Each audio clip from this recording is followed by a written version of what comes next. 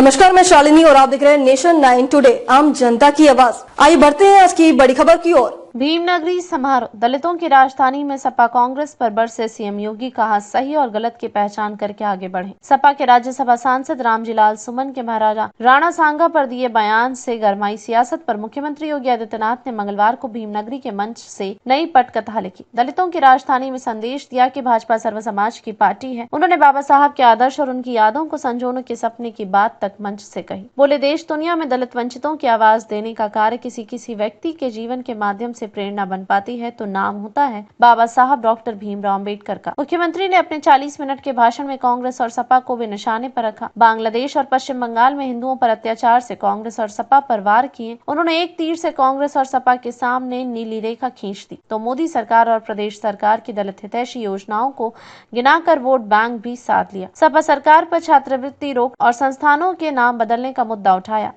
8वें सीटों पर प्रभावी है दलित मतदाता। आगरा दलितों की राजधानी है। वर्ष 1996 से भीमनगरी का आयोजन अनवरत रूप से चलता हुआ आ रहा है।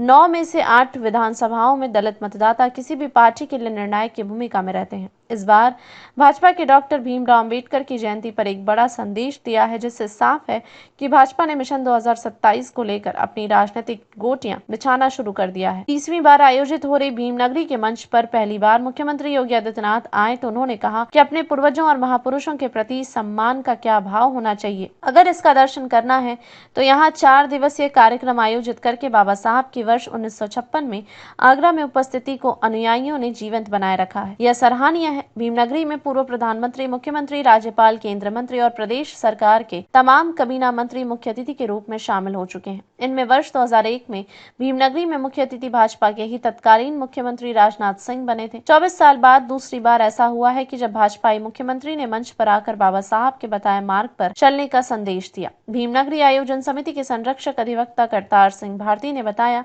कि वर्ष 1957 से लगातार डॉक्टर अम्बेडकर शोभा यात्रा निकाली जा रही है। वर्ष 1996 में भीमनगरी आयोजन की शुरुआत ईदगाह कुतुलपुर से हुई थी। यहाँ पर बाबा साहब की पत्नी सविता अम्बेडकर आई थी। योगी आदित्यनाथ अपने करीब 8 साल के कार्यकाल में पहली बार मुख्य अतिथि के रूप में भीमनगरी में शामिल हुए। मुख्यमंत्री ने जहां बाबा साहब के आदर्शों पर चलने की बात के साथ कांग्रेस और सपा पर भी तीर चलाए। कहा कि 18 मार्च 1956 को आगरा आए तो तब उन्होंने एक बात कही थी कि मैंने संघर्ष किया, एक रास्ता दिखाया, अब इसे मंजिल तक पहुंचाने का दायित्व आपको सौंप रहा हूं। उन्होंने कहा था कि शिक्षित बनो, अपने बच्चों को शिक्षित बनाओ। उन्होंने आगरा को आगे बढ़ाने के लिए आज सरकारें कार्य कर रही हैं। उन्होंने संगठित रहने और हक के लिए लड़ो, सही और गलत की पहचान करके आगे बढ़ो, अपना मार्ग प्रशस्त करिए। खबरों में अब तक के लिए बस इतना ही। फिर होगी आपसे मुलाकात, तब तक के लिए नमस्कार और देखते रहिए नेशन 9 टुडे।